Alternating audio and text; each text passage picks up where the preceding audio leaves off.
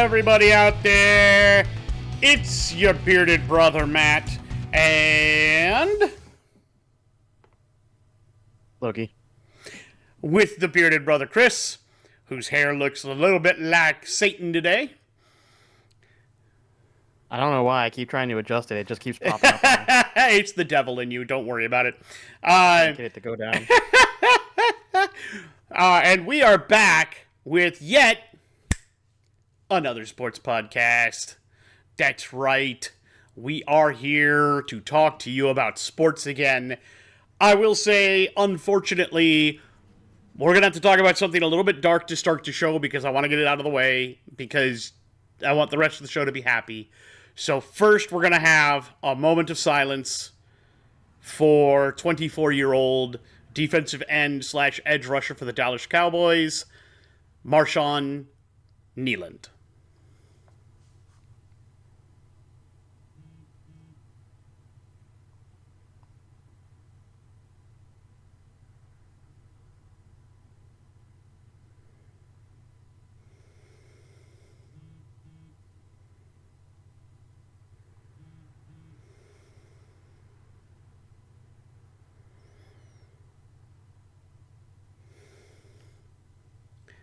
Amen.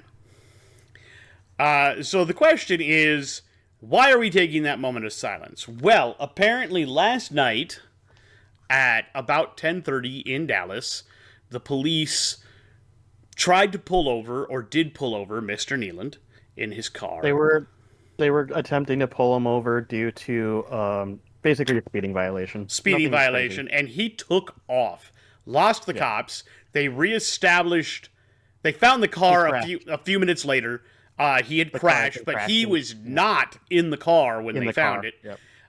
They would find him at 1:30 this morning apparently in a porta-john, and he had expired due to a self-inflicted high projectile wound to himself. I mean, if you can't read between the lines on that, I'm sorry. I can't say more. Thank you to YouTube for your censors. Yep. Unfortunately, that's one thing that I feel like shouldn't be censored, to be honest. But no, it shouldn't. I'm sorry. I shouldn't laugh. That was a fly, and Loki was like, "I'm gonna get you, bitch." It's been bothering him. Yeah. If he flies off to go get it, I'm just gonna laugh. He won't chase them, but if they come close enough, he'll bite on them. Get out of my face now! What the fuck? But yeah, apparently, it was documented that Mr. Kneeland did call his family to say goodbye before taking the steps that he took. And it was also documented that he did have a history of mental illness and issues. And one of the things that I want to say coming out of this is both, well, I'll speak for me. I don't want to put anybody else out there. I currently take medication to keep myself balanced because I have depression and PTSD and a few other things, nightmares, etc. So I do take mental health medication. I do see a therapist, and I do see an actual doctor about it as well. So I think the stigma that surrounds mental health, especially for men, is something that needs to be talked about more. I don't think we talk about it enough, and I think there are a lot of guys that,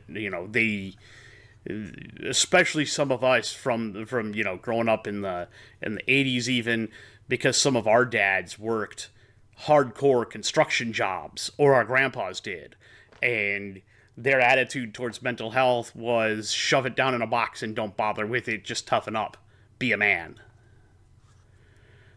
But that doesn't always work, and it does cause what we've seen throughout... honestly, history. If you look throughout a lot of history, just in general, it's when you look at the history and numbers as far back as we can see documented, it's always been a higher rate in men specifically. The self unplugging, if you will, of men is much higher than in women.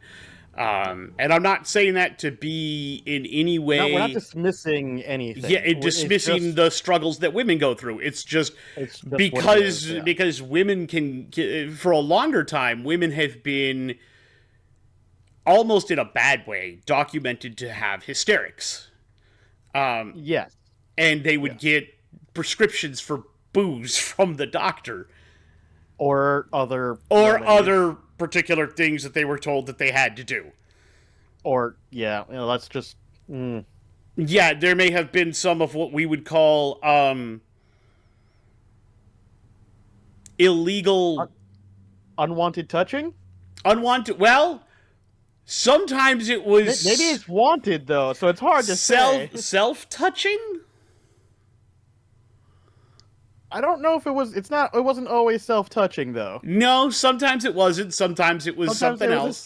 Touching. Sometimes it was assisted. Unfortunately, there were also times when there were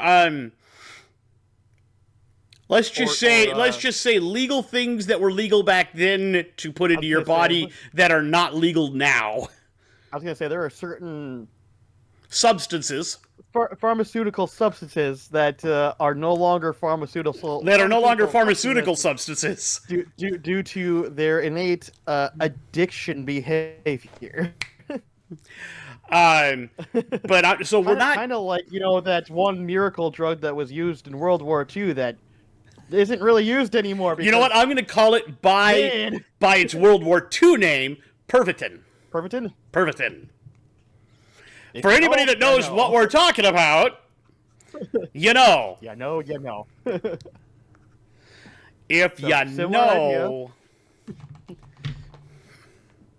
In fact, I'm pretty sure it was almost the same thing that they used actually in some cases. So it pretty much was. So, but what we're getting at is that because of the documentation of supposed hysteria and supposed issues, women tended to get more help for their problems, even when they weren't actually problems, so to speak. But there is more documentation of women being helped in that regard for a longer period of time than men have been. Again, not saying that women don't have issues, obviously, it is what it is, but in comparison to the leaving the earthly coil plan, that tends to be more often carried out successfully by men. Like we were saying. And it's been that way for, as far back as we can see calculated history even. It's an unfortunate... Even back if we go to Roman Greeks, like they tended to have a higher rate of leaving the earthly plane than women. The one thing that I'll say it in Spanish for those of you that don't speak a lot of English. El que sabe, sabe.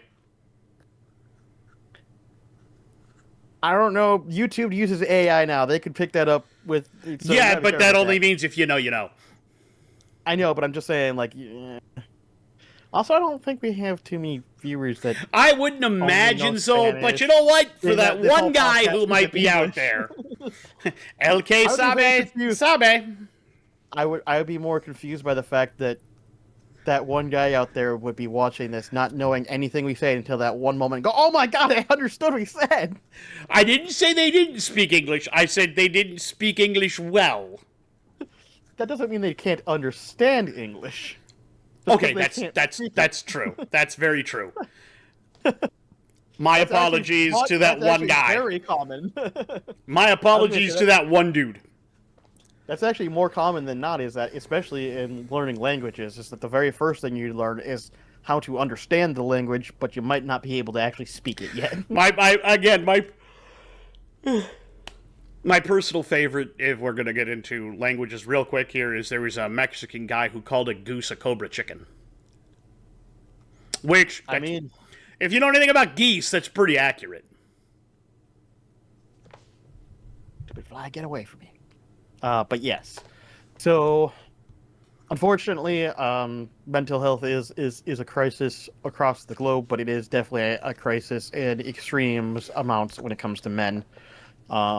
And so I think this would be a good time, if you can, to put up like the help number on the Yeah, bottom of the screen. that I'm If you going are to dealing with definitely anything, boop, obviously, boop. Yeah, yeah. I'm going to try to put that If you're down there. dealing, if you're dealing with anything and you don't know anyone to talk to, or you don't You know think you what? I'll have anyone put to the talk one to, for civilians up please, here and the one for yeah, veterans down here. yeah, I was gonna say, and please, call someone. Call If someone. you Call if anybody. you Call if you are your dealing battle with something, buddy. But call I mean, someone. just because you're a veteran and you're out of the military, that doesn't mean you've lost all your battle buddies, all right?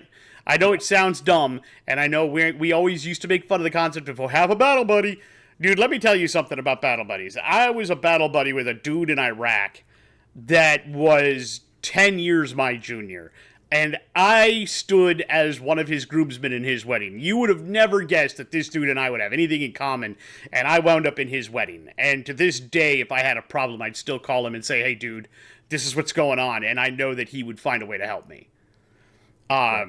So Yeah. You've got a veteran yeah, network somewhere that you can tap into. and and if you're not a vet, obviously, reach out to somebody if you can. Even if you don't think you have somebody, like we said, there is help out there if you just are willing to look for it. And will even heck, even most people will. You don't even have to look very far. You really don't. Um, Obviously, we can't stop everyone, but if we can even stop 1%, and that's better than none. And beyond even that, we know the world looks horrible today, and that you probably don't trust a lot of people. But there's someone that you've got to be able to trust, at least one person. There'll be somebody you'll find. If nothing else, call 911 and talk to an operator. Yep. Like, just before you make any final steps, talk to someone about it. That's all I'm asking. I'm not asking you to not do it. I'm just asking, before you go that far, talk to someone else. That's it. Yep. That's all I want. Okay. All right, heavy subject out of the way. Heavy subject out of the way. Let's go talk about fun stuff. Let's talk about the football. That's what we're Let's here talk for. about the football, and we're going to launch into a pseudo-heavy subject. It's not that bad, but there were injuries. There were definitely a couple of season-ending injuries. The big one, of course, there's a couple of big ones that I know outright are seasonal ending. Tucker Kraft for the Packers, torn ACL, done for the season. Right, yeah. Yep. Michael Williams, however you say his name. I think it's Michael. Michael from the Niners, their rookie edge rusher, torn ACL, done for the season. Yep. There was somebody else for the Bills, Hawked. Oh, yep, Hawked. Yep. Yep, he popped. It sounds like he popped his Achilles. Probably done for the season. And the one that looked horrible but may not be as bad as we think. It's still likely, from everyone saying, It's still likely season ending, but it may not be.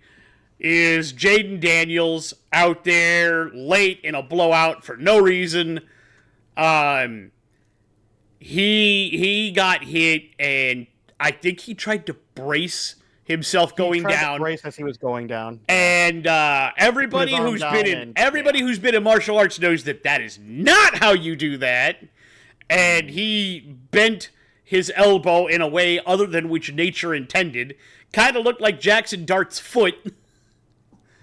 You mean Scadaboo's foot? Pardon? Cam Scadaboo's foot. I was gonna say. Do not wish that on Jackson Dart. I'm not wishing that on him. Like, whoa, hold on, what? No, it looked like that for Cam. It looked like Cam Scadaboo's foot and ankle. I would almost argue though the arm looked worse. That looked so bad. But my point remains. He did dislocate his elbow of his non-throwing. I think it's his non-throwing. Because I think he's a righty, not a lefty. It was his left arm. It's his left arm, but that arm did not look good. He shouldn't have been in the game. You can argue that.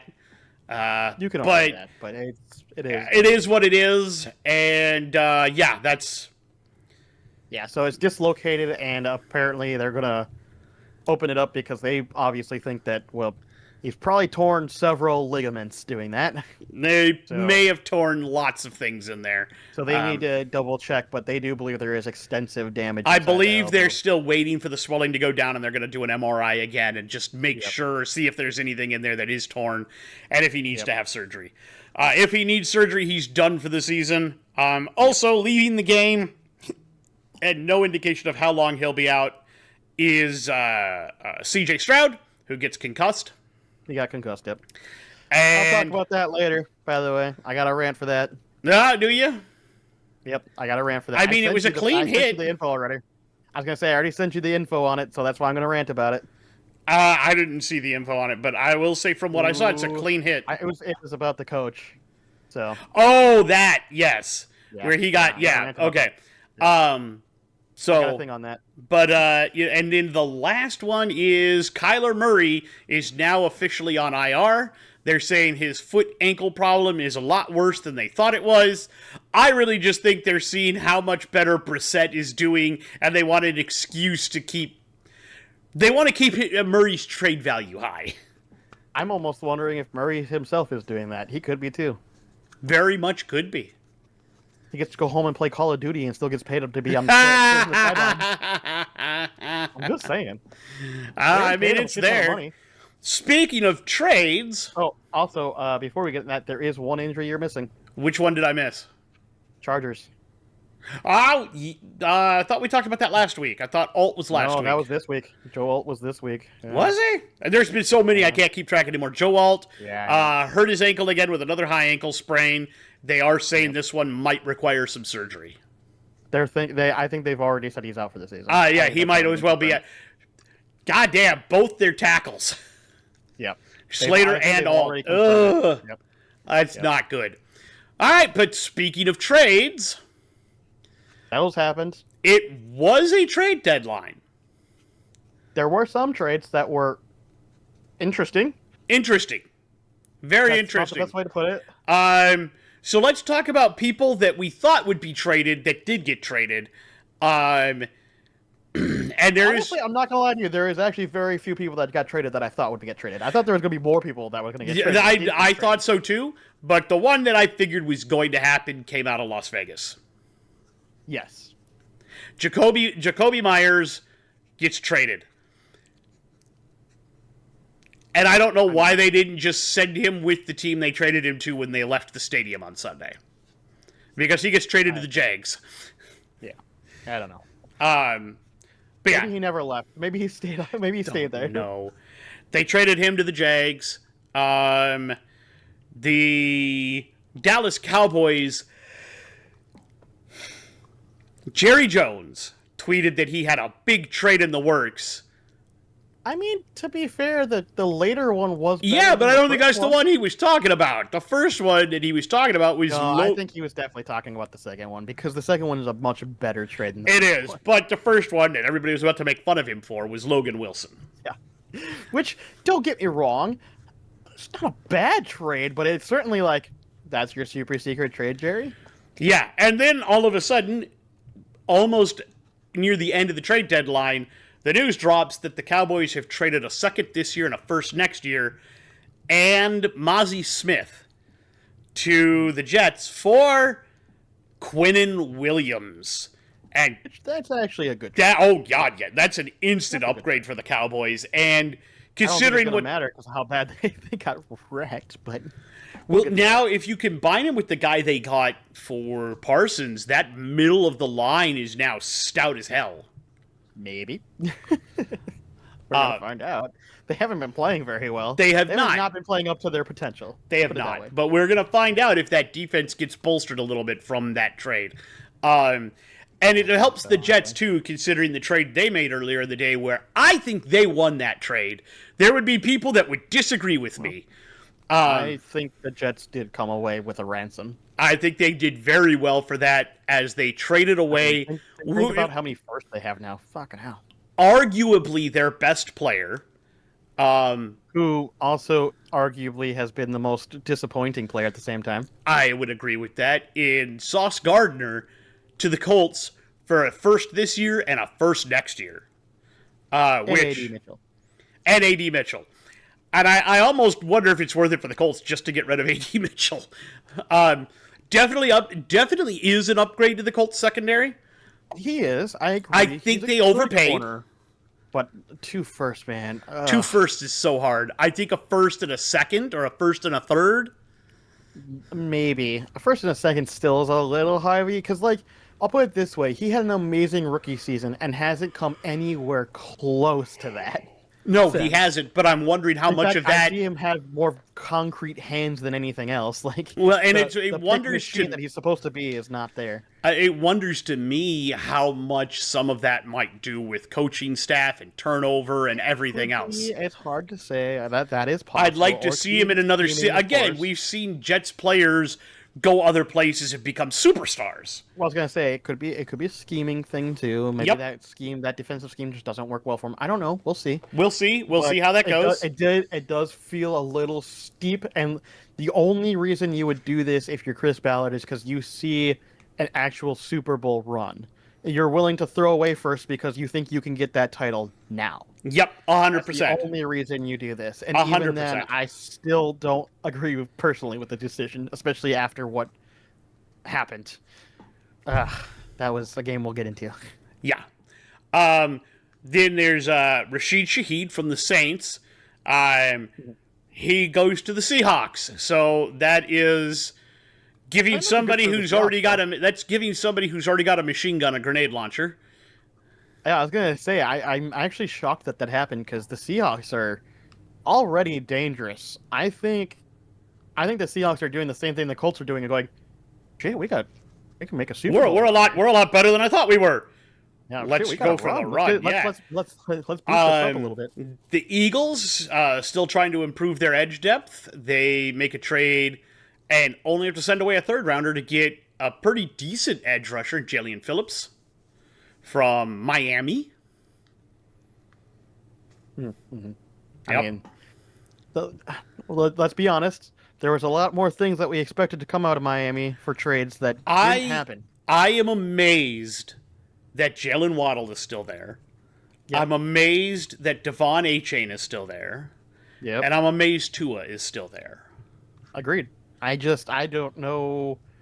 We were saying they need to have a fire sale, and apparently they said that everything was on the table, and I'm guessing, more than likely knowing the GM of the Dolphins is gone, and whoever's taking over, I'm guessing that they're asking for too high prices. Or that any deals that would be worked were null and void, and the new guy didn't have enough time. They fired the GM entirely too late before the trade deadline. You really should have done it about week 4. Gives your new GM, gives your interim GM time to plan. But typically, let's be honest, like whenever you say that you have people on the list and then nobody actually does it, typically it's because you're asking prices. You're asking prices now, we don't ridiculous. know 100%, but I would not be shocked. But considering that they took a third for a decent edge rusher, I just don't know. Let's be honest, though, like, If I bet you Waddle, I bet you they were asking for 3 firsts. I bet you they were. That would be stupid. You might get a first. Or even 2 firsts. Like, that's still ridiculous. Now, the other piece that was talked about maybe moving that didn't was A.J. Brown from the Eagles. Yep. Which I didn't think that was think that was going to happen, but I thought there was a chance. It sounded like an outside rumor mostly, but... The Browns are sticking with their guy on defensive end. His name had come up in the rumors. Garrett? Yeah. They paid him a shit ton of money. That would be dumb. Well, also, I think they thought they might be better than they were, but they've been... We all knew they weren't, though. But they're delusional. And Garrett, if you needed a full rebuild, the amount of assets that he could net you is significant. I agree, but let's be honest. That is one of the few times where arguing for a 3 firsts could actually be 100%. 100%. It reminds me of the time that the Rams tried to get Brian Burns from Carolina for 3 firsts, and Carolina said no, like stupid people. Yeah, that was dumb as hell. And they totally should have gone for that. They'd have fleeced the Rams on that. Oh, 100%. I just to be fair, I just didn't think it was going to happen. Chuba Hubbard did not move. I didn't think they would, just because their dual back system does tend to provide. You don't want, like, as much as Dowdle is definitely taking over as the obvious number one, you still don't want him out there for every down. No, and Chuba's much more of an inside power runner than Dowdle is. Yeah. So goal line situations, he's much better at. Exactly. Feels like a Sonic and Knuckles thing. Yeah, but like discount Superstore Sonic and Knuckles. Well, yeah. If you get my reference, Kirk Cousins did not move. Let's be honest. That's just because the Falcons don't want to pay that contract, and nobody else is willing. Nobody else is that stupid. One of the other surprise ones that didn't move is Breece Hall.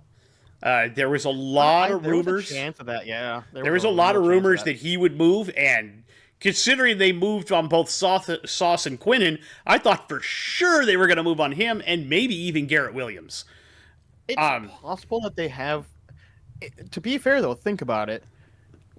I think that they're thinking their offense is fine, and they only want to fuck with their defense next season. So that's why they're holding on to more offensive players. But their offense isn't great.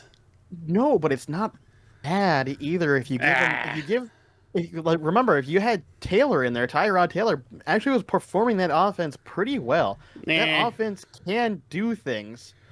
But I will say also, you got to remember that the coach they have is basically a defensive coach. Yeah. So to him, it's going to be obvious to find flaws in the defense. Yeah, it's going to be a lot easier for him to find the flaws in the defense, and he's going to move on players he doesn't want anymore.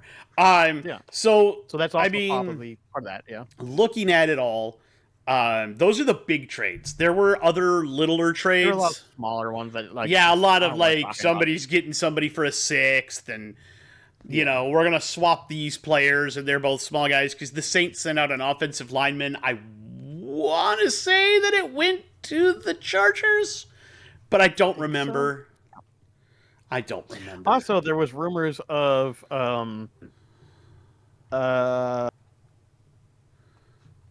Fedor getting traded as well. Apparently, was it the Ravens again reached out to possibly give him? I think they offered, what was it, a third or something like that? No, they offered like a fifth or something, and the response from the Browns was, "We want a third." Yeah. When you drafted him in the fifth. In the fifth, yeah. So it's hilarious. That's just like, man, he hasn't even shown anything to be like. I don't know. It's just funny. Yeah, it's silly. But yeah, outside of that, nobody else major moved. We thought there might be a couple. I had thought Murray might go somewhere, but apparently that's not going to happen. Remember, that contract's pretty heavy. Yeah, I thought Tua might go somewhere.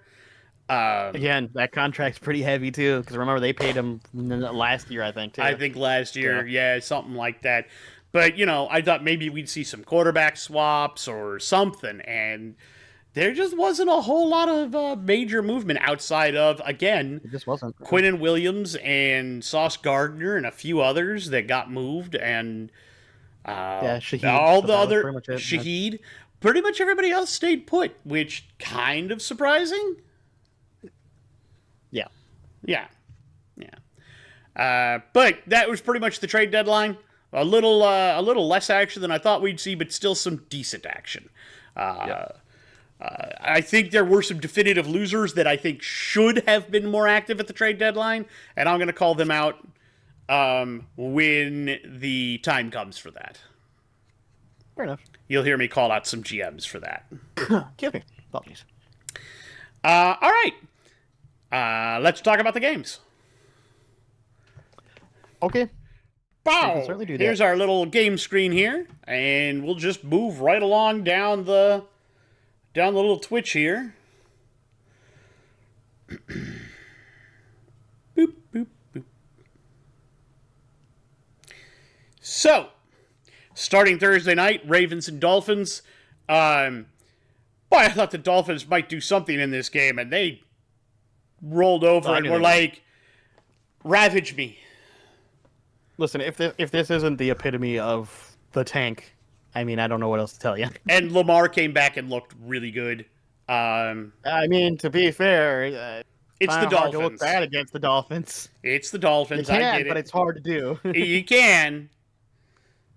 But yeah, no, the Ravens came back. They're looking good again. Lamar is back. I think there's some hope finally reigniting in Baltimore. And Derrick Henry didn't look terrible. I just don't know if it's too little, too late, though. Maybe It might. I mean, It that might be. division's kind of hard now. Well, I meant the AFC as a whole, not. yes, but I still think they have a chance at their because that's the AFC, the conference. If you were to ask me if I would trust them or the Steelers, I have more faith in the Steelers at this point, to be honest with you. We'll have to see. I don't. The Steelers, especially if that defense shows up that happened this last one. Oh yeah, we'll talk about that. If that defense stays showing up, man. If that defense shows up like that again, yeah. But if they don't, yeah. Moving right along, let's talk about our probably most surprising, one of the most surprising results of the week, in my opinion. The Vikings go into the Detroit Lions' home stadium of Ford Field and walk away with a win. By the way, I just want to point out how much the Lions fans are coping so fucking hard about this loss, by the way. Aiden Hutchinson wasn't playing that hard because he didn't want to sack his best friend. Fuck off with that bullshit, dude. Fuck off. Look, like, JJ remains basically undefeated in Michigan. Yeah, like, I hate that excuse. Look, that's not what happened. We all know that's not what happened. Hutchinson just got dominated by our offensive line. And he did, the times he did get through, the times he managed to get through there, and he was pressuring, but he did technically get the sack, even because he was just the last person that touched him. But yeah, like, it wasn't because he wasn't trying hard. Like, that's so fucking... No, that's actually pretty insulting, to be honest with you. That is very insulting. Look, JJ played, I think, to me, I think he played very well on script, but when he had to extemporize, he didn't look as good as he should have. Disagree. He actually looked fine. He only got tripped up on he literally got tripped up on air most of the time.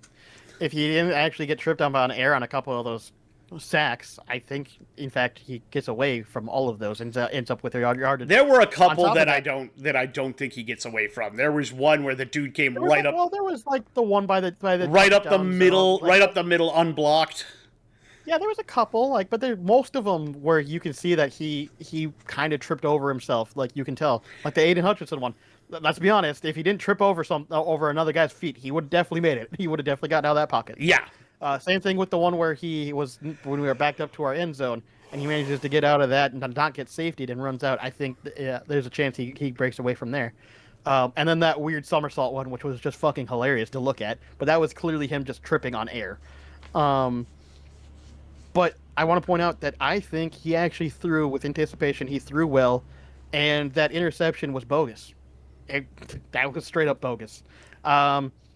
Because the main problem I have with it is 9 times out of 10, that exact play gets called in favor of the offense. I'm so sick of this referee bullshit. It was very clearly that both guys had possession of the ball. And typically that's supposed to go to defer to the offense, and they gave it to the defense for some reason. Now, I will agree that the ball was placed slightly behind, which did give him the defender an opportunity. And he did the Naylor caught it with his thigh, up against his thigh, and that's technically possession. Yeah. And so theoretically, the whole time they both would have had possession, but they're trying to say that he didn't make the catch, that he released the ball, that Naylor released the ball at some point. I didn't see that at all. And I didn't see it either. So it's one of those ones where it's claimed as an interception, but I don't really blame JJ Foley for that. Like I said, slightly behind, but more than catchable by any metric of an NFL player. Yeah. I don't think it was just scripted. I think JJ played well rolling out. For example, there was that one touchdown where he gets the touchdown to TJ Hawkinson. That is not the normal play for that route. that exact type of play is more of a dump off that was supposed to go to Aaron Jones, but TJ found the soft spot in the middle and sat on his route, which he normally wouldn't have done, and JJ saw him and had to throw across his body to get to him. That is not the normal play for that. So JJ played off script and did well. Yeah, that was not the only time he did that. No, So but what I disagree with you on that. I think he played fine off script and on script. I'm just pointing out he was 14 of 25, and that's what I mean is that I feel like his Some of scripted those throws were not his fault though. If you no, they were not. But some of them he did seem to be behind receivers several times. Several times is hard to really quantify because that's why I say not a lot.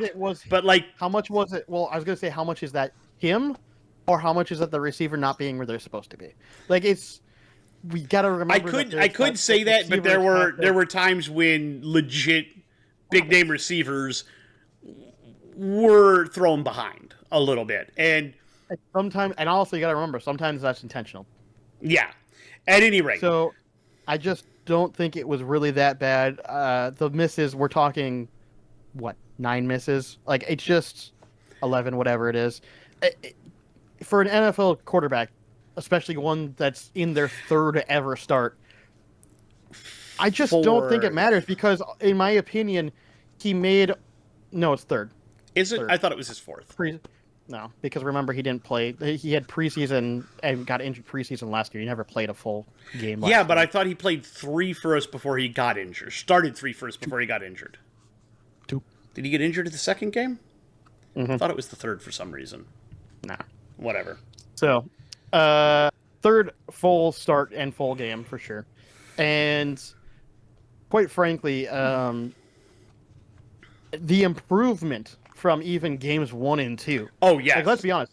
Game 1 was hot trash until the fourth quarter. He just played terribly until the fourth quarter, and that second game that he played was literal dog shit. Like he couldn't do anything. This is a massive improvement over those other 2 games, and this is where I'm going to say is more important. Yes, he's 14 of 25, but guess what? Every single important throw that had to be made was made. He made all of the big throws that had to be made. So that's where I'll push back a little bit, because despite it is 14 of 25, you could argue, well, he missed these throws, he missed those throws. Doesn't matter. He made the most important throws when they mattered. Especially that last one to Naylor. That was easily his best throw of the day, and it ended the game. Yeah. So, and he's very athletic. I mean, that touchdown run that he had was lightning in a bottle quite quickly. Like, the amount of acceleration he has is absurd. Like, I did not think he had that fast of acceleration, because he didn't look like he was going to take off, and then all of a sudden he was on like a fucking gazelle, dude. I have a lot of belief in J.J. McCarthy at this point. It's just going to come down to consistency, I think. I want to see him consistently do that, right? We had a good game back against the Lions, which is a big, important game that we had to win. And I want to see how he plays next week, and see if that's going to be consistent. Or are we going to have, like, a game 2 again where he plays like utter dog birds, right? Like, it's hard to say, right? But I also want to put aside the whole soft benching that people want to talk about. People want to be like, oh, the Vikings are sitting him on purpose because he's not very good. Hate to be that guy. Did you not watch the Carson Wentz game, that last one? If they weren't concerned about ruining JJ's foot, they would have absolutely thrown his ass in there against the Chargers. Like, in comparison to Carson Wentz, any notion that Carson Wentz was ever going to be a real competitor for the starting job is absurd. Yeah, no. I will also say, obvious JJ plays this offense very well. And Aaron Jones really looked like he ran the ball well. Yeah, looked good. Mason had a couple good runs. But Jones had a bunch of them where I was just like, wow, he's gouging them. Yep. So I really like that one.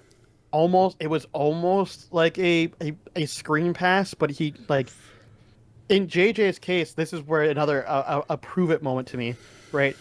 It was kind of a screen, but he had to lob it over defenders. Yes, I know exactly what you're talking about, because they pointed it out.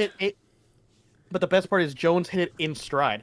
hitting in stride and letting him continue running without having to slow down to catch the ball is an underrated skill for Because quarterbacks. I want to say Tom Brady was one of the announcers for it. Yeah. And Yeah, he was. mentioned there were 3 different types of balls. There you got your fastball, which is just the pass that's thrown as hard as you can.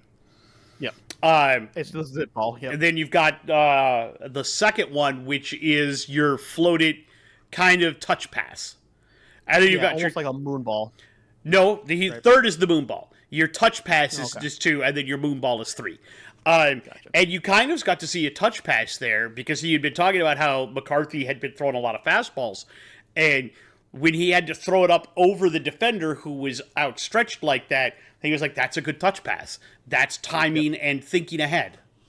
That's what you want to see out of your quarterback. And then, like I said, hitting Jones in stride so that Jones didn't have to slow down. He could just take off with it right away. Like, that's a underrated skill. That's hard to do. I will say it is, because part of that, we got to see that against the Lions, because the Lions were constantly trying to throw little screens like that and just getting blown up. Murdered. Getting and it's quite obvious. A lot of that came from AVG, Andrew Van Ginkel. We can see the difference in our defense when he's in the game and when he's out. There. Yeah, Andrew Van Ginkel is really good. Also, did you hear him get pretty toasty, apparently, after the game? I did not. He got pretty upset, apparently. So, and apparently a lot of Vikings actually chimed in on it because apparently it's an ongoing issue. There was, at one point, Van Ginkel was bull rushing Goff, and I don't remember if it was a receiver. I think it was a receiver. Basically came in because he basically bull rushed past the offensive line. Like, you already got past the offensive line, right? Mm-hmm. And the receiver apparently came across and basically blindside blocked him. Like, couldn't see him at all. But apparently it's not a real blindside block, so it's not a actual penalty, even though, like, it should be. Because, again, blindside block's not good. And so he basically said he got totally blown up, couldn't even see the guy at all, just got randomly hit off the side. He's like, talks about how dangerous that is, that could cause injuries, and that, the NFL, while it's not considered, at the current time, the way they're doing it isn't considered a blindside block, it should be because it's dangerous. And a couple other people chimed up on how dangerous those maneuvers are, and apparently specifically when it comes to Lions wide receivers, apparently they've been training to do that on purpose because of it's legal, but it hurts. So, and so a bunch of Vikings defensive people basically reported about having issues with it, and also mentioned that they will remember for next game. Oh, yeah, that's probably not going to be good. So I have a feeling they are going to hit them much harder next game because of that. So, so I do implore that the NFL probably should look at that. Blindside blocking is a problem. Even though I know they have rules against it, there are still some legal, quote unquote, legal blindside blocks that they allow, which I think they probably shouldn't. Yeah, probably not. And also that I have a lot to say about this game because obviously it's the one that I watched a lot. Also, that very end touchdown that the Lions got with J-Mo at that very end, shouldn't have been a touchdown. Not because he didn't get in bounds. He was in bounds. Did you watch the whole playthrough again? I didn't. Motherfucker pushed off. Blatantly pushed off Isaiah Rodgers. It was so bad. I didn't realize it until I watched a couple other people reacting to the play, and like, oh yeah, you can see very obvious full arm extension against his chest. It was bad. How the refs missed it, I don't know. Granted, didn't ultimately matter, but it still shouldn't have been a touchdown. So, moving along. Ref again. Moving along. I can keep going. You can. But we're not going to because we're going to move along. Falcons at Patriots. Falcons came close. They came an extra point doink They came an extra point doink away from. It wasn't even a doink. It just went over the top of it on the wrong side. Yeah. Just they came a missed extra point away from actually maybe beating the Pats. And the funny thing is, this was probably the worst game Drake May's played. And he still looked good. And he still looked good. That's frightening for the league. Yeah. If you're a Patriots fan, you're probably excited. Yeah, because I don't know how, but you are very strongly in playoff contention at this point. You're 7-2. You found your new Brady. I don't think I would have ever told you that this team was going to be 7-2. Nope, I did not have this team anywhere near where they're at. I told you, I thought Drake May was going to be good and that he was going to make steps forward, and I thought this would be a decent team, but I did not think playoffs was going to be in the cards. Playoffs was not in the cards for me with this team. But yeah, he looked really good, and they win. Chargers at Titans, we kind of knew which way this game was going to go, and despite losing Joe Alt again, it went exactly the way we thought it was going to. I'll give credit to the Titans. They didn't give up. They didn't. They could have rolled over, but they didn't. They tried. They didn't. Yep. And then for maybe the highest scoring game of the season. For now, anyways. The Bears at the Bengals. And in the final, minute of this game, they combined for some ridiculous amount of points? I think it was like the final couple of minutes, but yeah. With 4:53 to go, the Bears score a touchdown to put themselves up 41-27. With a minute and 43 left, the Bengals score. And then they get a 2-point conversion. And then, what happens after that? Then they recover an onside kick. What? No way. And they score again. Oh my god. They take the lead. And then, 41-42. With 17 seconds left, Caleb Williams hits Colston Loveland for a 58-yard bomb. Can you talk about... I just think it's hilarious. So, if you're a fan of the Bengals, the amount of up and down in this game is ridiculous because you started winning, and then in halftime, all of a sudden shows up, and then the Bears start coming back, and then they start taking back the lead and winning, and you're going, oh, shit. And then all of a sudden, you're way down, and you're like, this game's probably over. And then all of a sudden, the Bengals get a touchdown, and you're like, okay, garbage time touchdown. Wait, they get the 2-point conversion. Oh, shit, they got the onside kick. We take back Nobody ever gets those. No, we still lost. What the fuck? Also, I'm pretty sure Joe Flacco got a career high record of the most 470 yards passing.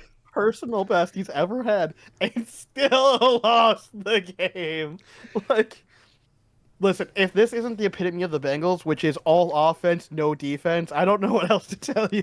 Pretty much. This is all gas, no brake, and that's all gas, no brake, and oh shit, we may not have tires either. No, they have tires. They can move, but that's about it. They can run forward, and that's it. Yeah, there's no when reverse. It comes to stopping anything, the answer is no. They didn't install brakes. What do you mean? Moving along, the Colts have now received their second loss of the season after turning the ball over six times to the Steelers. A lot of people want to shit on Daniel Jones because it was legitimately a bad game for him. But if you actually look at most of the fumbles and interceptions, it wasn't entirely his fault. It's his offensive line let him get blown up a lot. His receivers, I saw just literally bumbling passes constantly. It was a total collapse. Oh yeah, it wasn't. Even their defense wasn't really playing super well. And it didn't help that they had to throw so often, and Jonathan Taylor was non-existent. He couldn't do anything. Yeah, he couldn't do anything. They shut down, the Steelers focused on shutting down one player, and it just obliterated the rest of the offense. Well, it wasn't even just that, because they actually technically shut down two players, because they made sure JT couldn't do anything. And then whenever it wasn't JT, they were making sure to rush the shit out of the quarterback to make him nervous, which is what made him make mistakes. Mm-hmm. his offensive line that had been holding up and been very good up until now couldn't stop the Steelers Nope. bull rushing for whatever reason. For whatever reason. So, like I said, I don't think it's a Daniel Jones problem as much as people want to be like, see, Daniel Jones is bad, see? No, I think this was just a total offense. This was, whatever the offense was planning to do just did not work, and the Steelers had the perfect answer for it. Yeah. I think next week, or this upcoming week, we're going to see the Colts come back with a vengeance. Yeah. I think people that are saying that, oh, they've hit their ceiling now and they're going to start losing all their games now. I don't believe it. No. I don't believe that for a second. All right. Niners at Giants. Niners win. I don't know how. Well, I mean, I know. When you lose your top wide receiver and your top running back, you're left with scraps to throw to. And no matter how good Jackson Dart is, because I think he is, he looks like a superstar. I'm not going to lie to you. You get him back Neighbors and you give him back Scatterboo, I think next year they legitimately are talking playoffs. I believe that. Also, it doesn't help that, the other team has Christian McCaffrey, who's just going to do everything. Oh, dude, he had one of his classic McCaffrey games again. It's been a while. 106 yards, 106 yards on the ground and a touchdown, and 67 yards through the air and a touchdown. And then you had Brian Robinson Jr., who got 53 yards on the ground and a touchdown. Yeah, it was just one of those games where McCaffrey just kind of took over, and Mac Jones looked pretty good too. Yeah, give credit to where credit's due. I think Mac Jones at this point has done what a lot of these players that go to the Vikings or 49ers has done.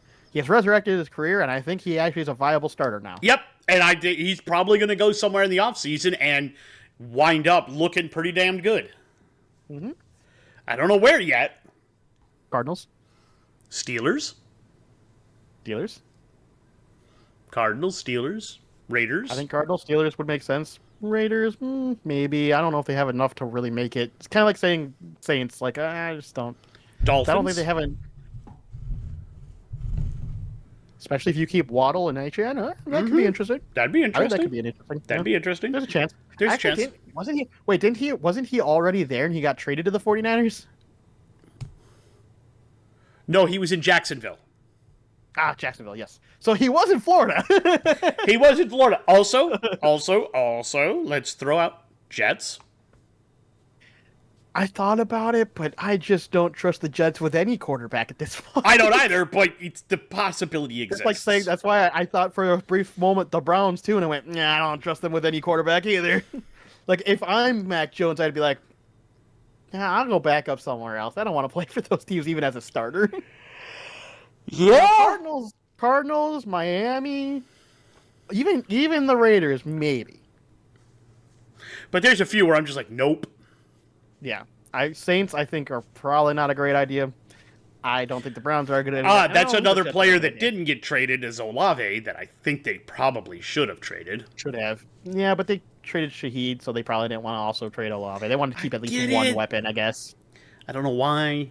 And to be fair, Olave kind of made it clear he likes being a Saint. So I think that's also part of the reason. Maybe, because that means that he's probably going to be able to be re-signed. Yeah, I think he just doesn't want to go anywhere. I think he likes... To be fair, there are some people who just don't like moving. So he's just like, I don't want to move. I like it. I'm settled here, man. I like it here. Yeah, there are just some people. And let's be honest, living in New Orleans might be kind of nice. I wouldn't say living in New Orleans, but living around New Orleans, yes. Yeah, well, yeah, I don't want to live downtown New Orleans. I would want to live in New Orleans. Not downtown, but maybe a suburb of New Orleans. Yeah, and then you can go down into the city and get great food, and there's always a party going on somewhere, and yeah.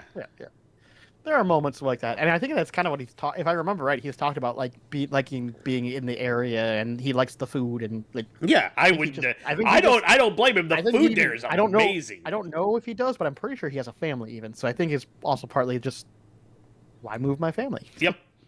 All right, moving along. Broncos Texans. You're gonna have a rant if you wish.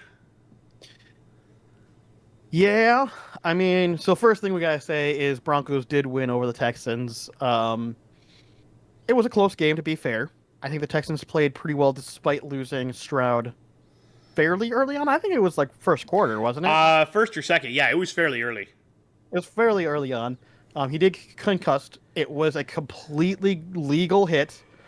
And this is where I'm going to have a problem because their coach argued in a press conference that he believes that the player should have gotten a penalty at the time and still thinks that he should be fined or suspended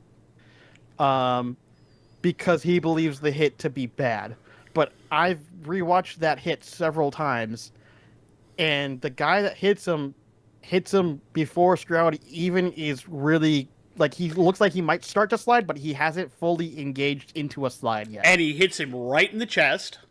Yeah, he hits him right in the chest. And what happens is that right as he's just about to start sliding, so that angles his momentum more downward, and Stroud does the not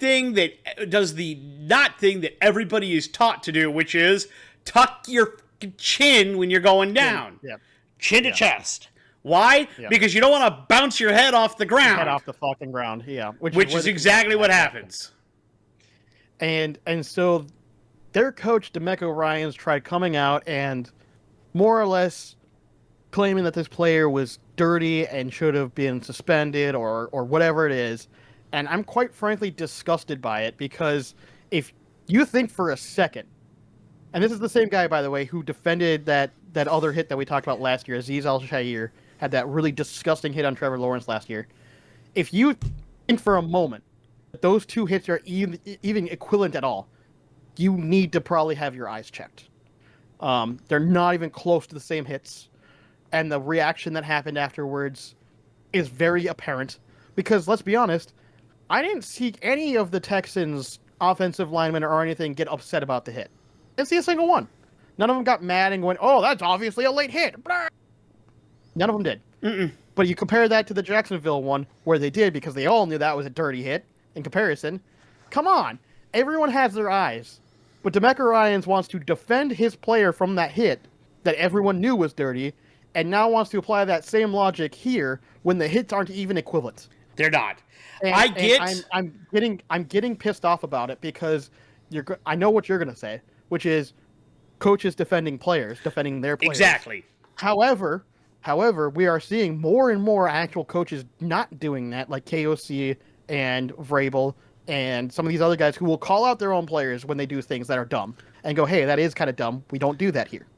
I was going to say, I get sticking up for your player, but at a certain point, you got to nip that kind of attitude in the bud.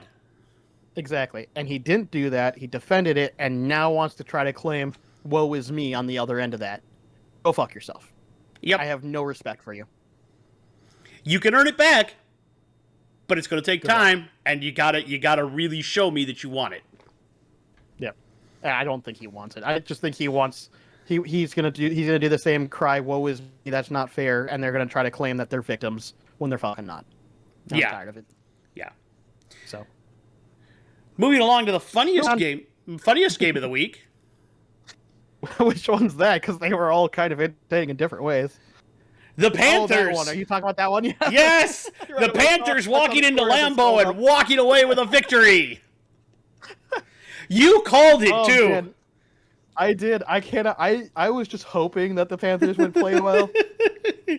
And if you would have told me that was going to happen for sure, I would have laughed at you. I would have too. At the same time, I was hoping just because I couldn't. I think that I do legitimately think that the Panthers are turning it around. I think Bryce Young is not a bust.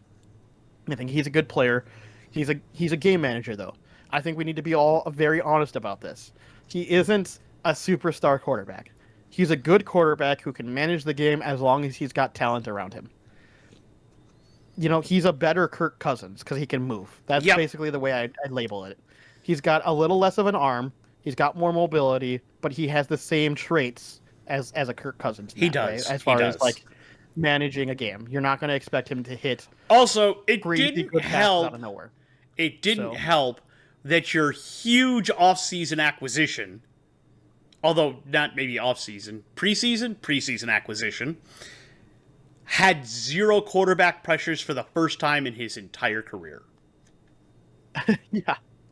Yeah, Micah Parsons played like ass. I'm just going to be blunt. I don't know if he's hurt. I don't know if he didn't care. I don't know. He didn't look good though. He didn't look very good. Did not look good. And I get it. Also, quarterbacks. You lost Tucker Kraft. That is a big. That's. Let's be honest. Tucker Kraft is a big target for. Oh yeah. He loves Tucker Kraft, and Tucker Kraft, you can tell, loves being on the field. Yeah. So it's very obvious that hurt long term in this game for sure. And I think, we did see some of the other receivers trying to step up like Watson and stuff, but it's just, it's not the same. You can tell it's not the same. And they're trying to use their other tight ends in the way that they use Kraft, and it's just not the same. It's not going to work. So I don't know what they're going to do, but they're going to have to make some adjustments if they want to continue being relevant. I think they might go to a more ground-based game because, they do have a really good running back. They do probably take advantage of Josh Jacobs. You're probably going to have to start taking more advantage of him now. Yep. But this is also where I want to point out also that I'm right again, as I've always been. I shouldn't say always, but I'm right again. Jordan Love is fine. He's a fine quarterback. He's not a superstar. Let's stop pretending he's a superstar. He just isn't. He's not Aaron Rodgers. He's not Brett Favre. I think this game definitively proved that he just does not have that kind of ability in him. He doesn't. Well, not only that, I don't think he has that instinct either. That's what I'm saying. That's what I mean by ability. I mean, he has the physical traits. He can't actually do it for whatever reason. Yeah, for whatever reason, he just doesn't have a killer mindset. Yeah. Go out there and make the game yours. Take it over. Yeah. He doesn't have that. Both Rodgers and Favre had that it's mine mentality. Yeah. It's like, I'm not going to lose. I know I'm the greatest. Screw off. Like kind of thing. Yeah. Yep. And you can see it when they play. You can. I was gonna say they think on occasion when he takes over a game. Oh, they believe when that happens. They believe they're going to make every throw, and nobody's going to stop them. Oh yeah. Even if they get stopped, they just put it out of their head and go, "Nope, that was just a great play by the defender. I'm still the greatest." Yeah. Yep. I don't see that from Jordan. him. Nope, don't see it from Jordan Love. He has some games that are good. Don't get me wrong, but he comes across as a typical above average starter in the league, which is pretty much. He's going to have some good games, and then he's going to have some games. It is what it is. Yeah, he's not Matt Stafford. He's Trevor Lawrence.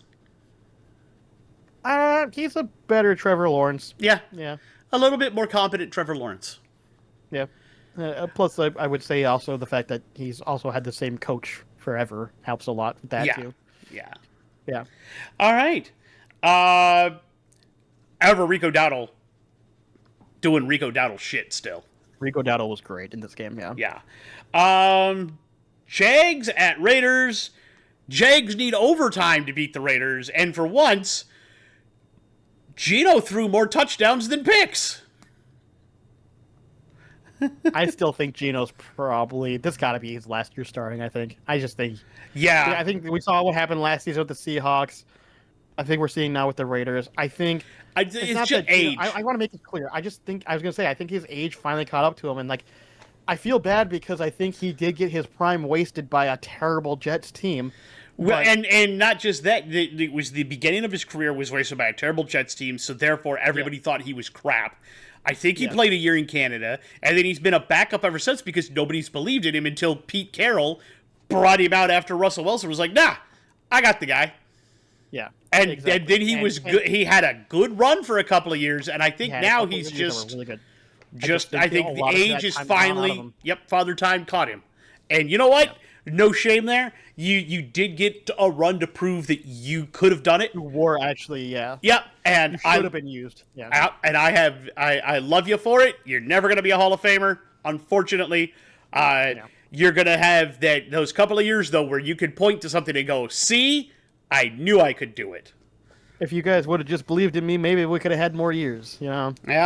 And that's probably true, actually. Actually, that's very true. And the Jags do win this one. And this game sets a record. Yep. Sets a new longest kick. 2 yards short of the one he made in the preseason. Yep. He did make a 70-yarder. He made a 70-yarder in the preseason. So he could have... No, to be honest. When he hit that 68-yarder, it hit the net behind... he could have had more. With the 66-yarder that was hit by Was it Butker or Tucker? Tucker. Tucker. So it's a good thing we don't have that record no more. But when he hit that, he had bonked it off the crossbar. Off the middle crossbar. Off the middle crossbar. Yeah. This one had distance to spare. Little's got a leg, man. Yep. There's a couple of guys in the league at this point that I don't think that's going to stand. I think somebody's going to break that again soon, to be honest with you. Yeah, there's a couple of guys that have got legs that I'm just like, what in the hell? Little has one. Who's the other one for the Cowboys? Aubrey. Oh my God, that dude is hell of a automatic when he hits the field. And funnily enough, I think Reichard actually, if he can get some of the accuracy down, he's got a hell of a leg too. He's got a hell of a leg too. Dicker the kicker. Dicker the kicker also, yeah, for the Chargers, yeah. I fucking love Dicker. I love it because it rhymes with kicker. I know, it makes it easy to remember. I can't remember his first name, but I know it's Dicker the kicker. I know it's Dicker the kicker. He's my kicker on my fantasy team. I still have the Chiefs kicker. What's his name again? Butker. Butker. Yeah, I mean he doesn't have the leg those other guys got, but he used to have a hell of a leg, but he's starting to get a little older too. He's getting older, but he still has the accuracy. Like he may not be able to make 57, 58-yard field goals, but there's some guys he'll make. There's some guys out there that they take the field and you're just like, well, they're gonna make it. Yeah. I mean, Reichard rarely misses at this point. Yep. The couple misses that he has are in question. We'll just leave that there because I don't want to open up that can of worms again. Nope. We've opened up that can of worms enough. All right. Moving right along, though. Good job, Jags. You pulled it out. Not sure how, but you did it. It's a big win for them. They needed it. Saints at Rams. This went exactly how we thought it was going to. Matthew Stafford, skewered the Saints and cooked them up. I'm starting. It's funny because I remember the start of this season. We were like, maybe this is Stafford's last year. He doesn't really have it anymore. I'm going to say what Rich Eisen ever catch up to Matthew Stafford. I'm going to say what Rich Eisen and his buddy that does talking about Chris Brockman. Yeah, Brockman. That Eisen and Brockman have been saying all season. This is the year, the way he's playing, this is the year that puts Matt Stafford in the Hall of Fame. Oh, 100%. I mean, we're talking already potentially. He was, we talked about it last year because I gave you his stats last year, and you put him on, maybe, eventually. No, this is the year that he locks it. Well, I was going to say we're talking also record-breaking seasons here. He's got a chance of breaking legitimate records. Oh, yeah, he's fucking amazing. This is a great year. I think they have a real chance of making a Super Bowl run. If they win a Super Bowl this year, Hall of Fame that guy. I also got a question, though, some people are like, oh, yeah, go out on top. But I almost wonder, Stafford's playing so well. He could keep going. I think the only thing that would stop him, the only reason he would retire at this point, I think, is if he wants to spend more time with his family. That's legitimately... It's not about he can't do it anymore. It's the dude I feel like will just stop playing when he decides he just doesn't want to play anymore. I agree. In comparison, we look at Rodgers and you can tell Rodgers the age has caught up to him. The age has definitively caught up to him. He's definitely not what he used to be. No, he is not the quarterback he was even 5 years ago. So him deciding to retire, despite even if we exclude the fact that he got married and that's part of the reason why, right? Even if we exclude that, I think he still would end up retiring because I think he knows. I think he's finally admitted at this point that the age has caught up to him, and it's okay, this is the last ride.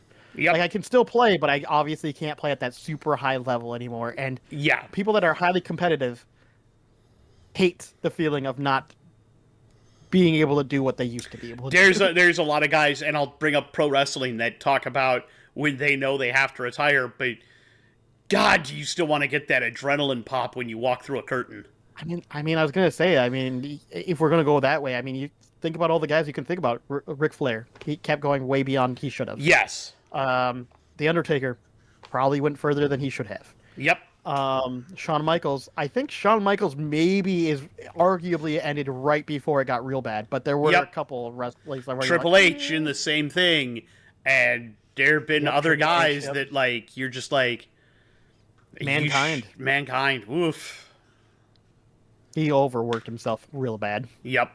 Yep. But I get it. It's not just because it isn't just for the ability that they do it, but for the adrenaline in as well. But it's also for putting on. They desperately want to put on a good show for the fans, right? You can tell the wrestlers that are legit, real good wrestlers because they just want to put on a good show for the fans, and they know they have the ability because they've done it before. And I think that's probably why some of these guys end up retiring. Is after a while, I think they just realize the fans.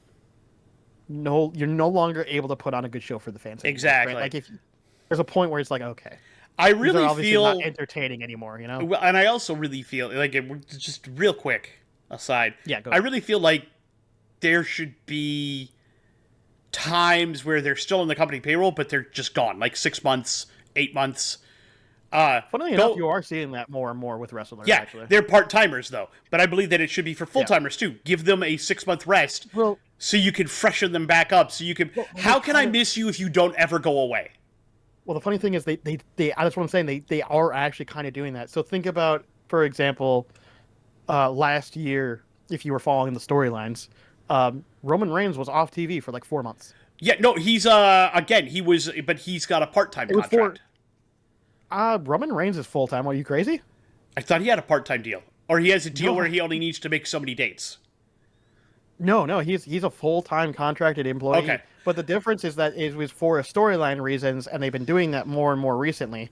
I thought it was also maybe his health reasons because we know he's got. I was gonna say there are some you could argue that there are some that I don't want to say anything because they haven't outright said that was ever reasons. No, It's but possible health, but I do like that they are at least considering that for their wrestlers. Is okay. We can give them time off a couple times off and get them with the big events, so they just won't be on TV as much, but they'll hit the big events. And there are some guys that need that, and then you can push lower end talent so that people can see other things. Again, so it's the I'm idea. starting to see that a little bit more. Yeah. Randy Orton, Kevin Owens. Like Kevin Owens, though, is a legit neck injury. He has to have surgery. Yeah, he is actually Yeah. But Randy Orton, and everybody buys it because Orton is injured so often. I was gonna say, to be fair, Orton gets so. I mean, that's kind of like that's unfortunately that's also the same thing with Roman Reigns. Like, got injured enough where it's just like, yeah, okay, fair, that makes sense. That's fair. But anyway, no, yeah. I like that idea. Aside, you know? I like that idea. The hands aside, I like that idea. Anyway, Chiefs at Bills. Chiefs do the thing they usually do at the Bills, and they lose. Bills always seem to win this one in the regular season, and the Chiefs will beat them in the postseason. I don't even think the Chiefs are going to make the postseason, man. This game was bad. This was a bad game. This was a very bad game. And look, Travis Kelce got blown the fuck up in this game. I was going to say that the scoreboard makes it look like it wasn't that bad. It was bad. They got outplayed 90% of this game. Yeah. This was a really bad... Like, this is easily the worst game Patrick Mahomes has ever played. Oh, yeah. It was awful. Oh, yeah. Yeah. What did he have? Like, I don't even know if did he throw a touchdown? I don't... Nope, he did not throw a touchdown. He threw one interception. Yeah. Everything they got came on the ground. Yeah. I mean, we're talking 40% completion rate. Like, just... It was bad. It was really, really bad.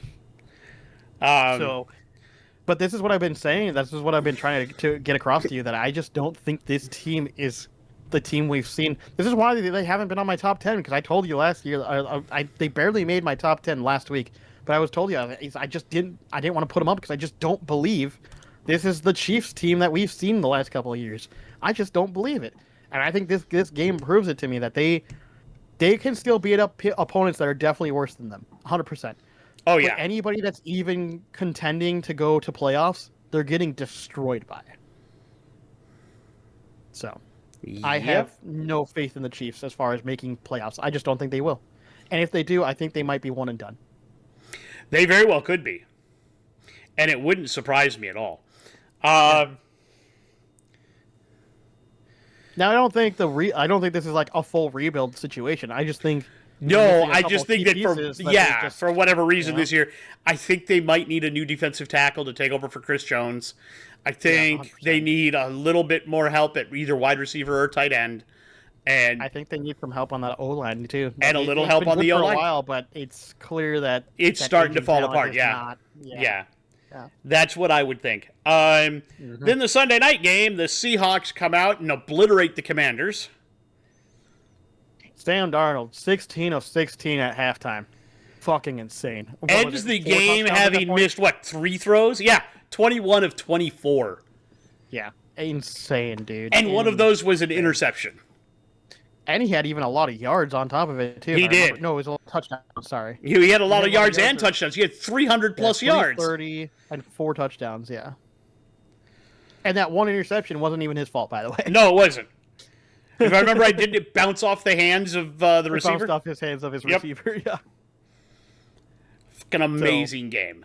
It was a great game. Sam Darnold very much. What was the, funny was, if I remember right, no, I don't. They came out. The Seahawks came out. Touchdown, touchdown, touchdown, touchdown, touchdown before Washington even gets on the board. It was 28-0 before Washington even put a point on the board. Yeah.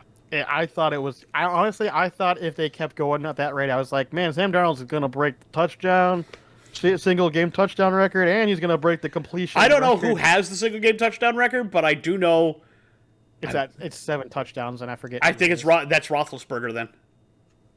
No, it's not actually. I think it was Roethlisberger's done somebody else. 7 twice. I think he's tied it, but he's not the original setter of it. Yeah, no, I don't think so. But he's definitely. I think he's tied it twice.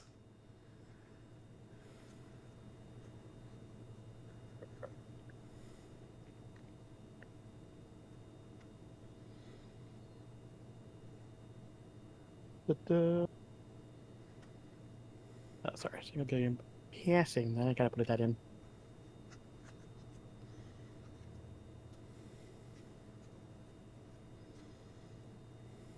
Da-da-da. 7. It's been marked by 8 quarterbacks. Sid Luckman was the first to accomplish it in 43 Yep. while playing for the Chicago Bears. The most recent quarterback to reach this was Drew Brees, who threw 7 touchdown passes for the Saints against the Giants in 2015. 4 of the 8 quarterbacks who have thrown 7 touchdown passes are in the Pro Football Hall of Fame. Sid Luckman, George Blanda, Tittle, and Peyton Manning also was one of them. So I don't see. Hold on. It's possible that no. You're Or did he just stop straight at up 6? wrong. You're just straight up wrong. He's never hit 7. It's Sid Luckman, Adrian Burke, Georgia Blanda, Y.A. Tittle, Joe Kapp, Peyton Manning, Nick Foles, and Drew Brees. So Roethlisberger has never had 7 touchdowns. Must be 6. I know he's done 6, but I Yeah, don't he's think done 6. He's never done 7. Yep. He did it twice in 2014. He threw for 6. Yep. So he came close, but never quite got there. Nope, never quite got to 7. So, All right. and no one's broken it. People have gotten close. People have gotten close, but they've never broken that 7. Yep. But yeah, he did really well. And then, of course, Jaden Daniels gets injured. And we'll end the week with Monday Night Football with the Cardinals embarrassing the Cowboys. It was fun to watch, but for All the wrong a Cowboys reasons. fan, probably not very fun. I can't man, Jacoby Brissett- imagine that Scooter had a lot of fun with this game. I don't know. I gotta watch his video because he uploads those. I gotta Yeah. see what he says. The Cardinals looked great. Jacoby Brissett obviously knows how to run this fucking offense, unlike some other guy who isn't there anymore. I don't think. Shouldn't be there anyways. By the way, Yeah. to put a little sadness into this, Oh no, what did you do? no, the first touchdown that the Cowboys scored, Marshawn Nealon blocked a punt, and it was recovered in the end zone. Jesus Christ. Yeah! We're talking 2 days later. Yes! Oh, That's man. It just goes to show that you can have just about what a lot of people would imagine to be a dream life, a dream job, a dream scenario, and all the money in the world, almost probably at this for somebody like him, and mental health will still affect you. It doesn't matter. It just Yep. goes to show it doesn't. It affects everybody. Well, I shouldn't say everybody, but it can affect anybody. Doesn't matter how much money or how famous you are or how good you are at your job. Um, if you're in the limelight or if you're not, it can affect you. That's just sad. Do you think that we have seen the last snaps of Kyler Murray in Arizona? Oh yeah, 100%. Kyler Murray is done in Arizona. On top of the fact that there's already reports of him being placed on IR, yeah, that's it. All right. He's out. I just think he should. Honestly, it's probably in the best interest of both parties to move on at this point. I agree. So I think Kyler can still achieve success. I think he's got all the tools. Yeah. There's a couple of places where It's very like clear this isn't it though. you're gonna hate me for this, but the Raiders would be perfect for him because we know how much Pete Carroll loves mobile quarterbacks. Yeah, he could do it there, or Mike McDaniel seems to like mobile quarterbacks, so why not throw him over? There you go, throw him over there. Yeah, either one of those would be great for him, I think. Yeah. I don't know. It'd be really funny to see him go to the Jets or Browns, though, just for the funnies of it. But he would not have success. He would not have success in either of those. Probably not. Pittsburgh could work. Pittsburgh, they'll probably turn him into a game manager. Probably, but that's probably not a bad thing for him. No, probably not. He can stop running around for his fucking life because it doesn't work. Game balls? Sure. Game balls. Me first? You first. You can go first. All right. I'm going to give my first game ball to J.J. McCarthy. I don't give a shit. He played well. He did what he was supposed to, and he hit the most key throws at the most important moments. I think he deserves a game ball. My first game ball goes to Sam Darnold. If you only miss 3 throws in an entire game, you're good job, Sammy. Rarely do we give game balls to this position, but I think it deserves it. Cam Little. Game ball, dude. Absolutely. Yeah. Good job. Rico Dowdle. You were your team's entire offense. And my last one, Colston Loveland. You were basically your team's receiving team. Like if you look at his numbers, he was pretty much mostly what they did. When it comes to receiving. Yeah, no. I try to figure out who exactly I want to put here. You know what? Lamar, welcome back. It wasn't a great game, but it was definitely, It was pretty good. The other persons I had on here with Joe Flacco with his 400-plus yard game. Yeah, I had him on there too but those 2 picks, I was like, and you had the 2 picks, and it's like, yeah. And Matt Stafford. But I feel like I'm going to have plenty of time to put Stafford on there. Yeah. I was going to say, I imagine this is not going to be Stafford's best game. I think he's got more. I do too, and I can't wait to see him. The funny thing is, we got to remember, Matthew Stafford gets better the later in the season it goes. Like, we're only halfway there, guys. Shower time. I'll start. Me or you? I'm going to start. JT, hit the showers. That's fair. Mahomes, hit the showers. The Cowboys, all of you, hit the showers. The Packers, all of you should probably hit the showers after that one. The Bengals defense. Dude, I don't think they belong in the showers. I think they need to be in the inferno. What are you doing? I'm going to let the players shower. The defensive coordinator and the GM need to be in the inferno. Fair enough. My last one. Jay Romo, the kicker for the Falcons. Yeah, I know you're not there anymore, but you still should probably take a shower. Yeah. In case you didn't hear it, he got waived. Yeah, that doesn't surprise me. Also, I had, and they're not actually officially going in there, but the other team I had on my list to put in the showers is the Lions offense.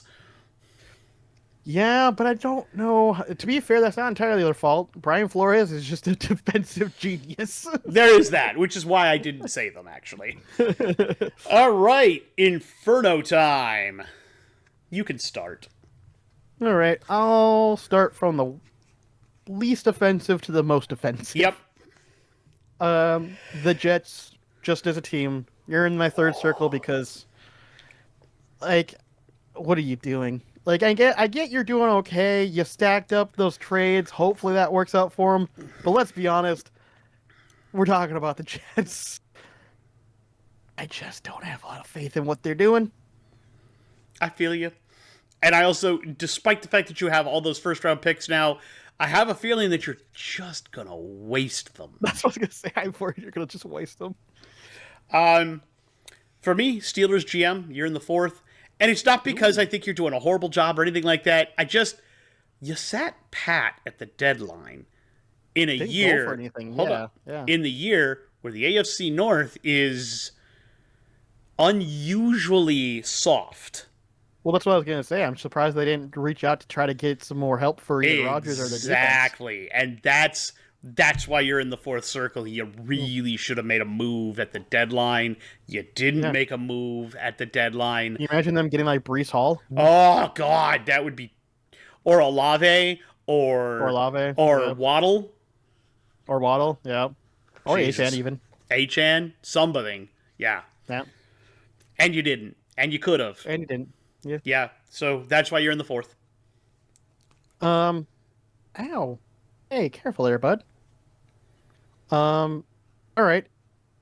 Kyler Murray, you're in my fifth circle. I don't know what to do with you, but you're clearly done in Arizona. Saints GM, you're in the sixth. Really? You held on to almost all of your assets? The fuck is wrong with you? They're rebuilding. You don't understand. Mickey Loomis, you needed draft picks.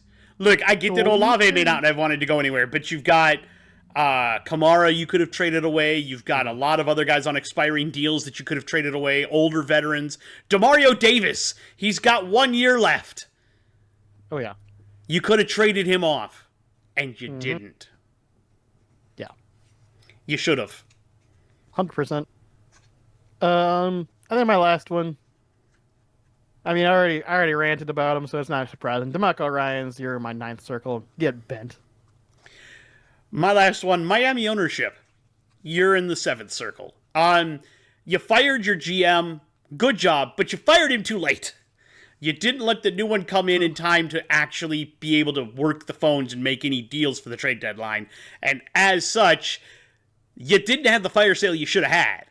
You shouldn't be keeping Waddle. Maybe Achan. I could see Achan because he's still young. He's only 2 years in the league now. So, you've got, that's a young enough guy to keep around. You should have moved off of, you should have definitively moved off of Tua. Let Ewers or Zach run it for the rest of the year and just embraced the entirety of the tank. You could have moved off of...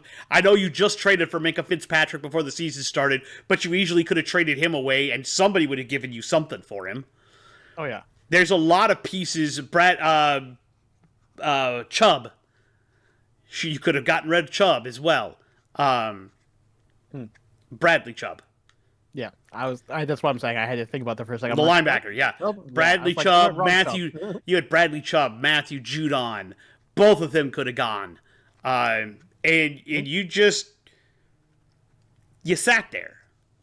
You didn't get, and you traded away one of your better pieces for just a third. And I'm like, that was not what you needed. You need to go for a full rebuild, and apparently you decided that's not what you want to do.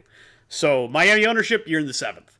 I don't know whether you told that GM not to make any moves or what, but that was a terrible, terrible trade deadline for you. Yep. I agree.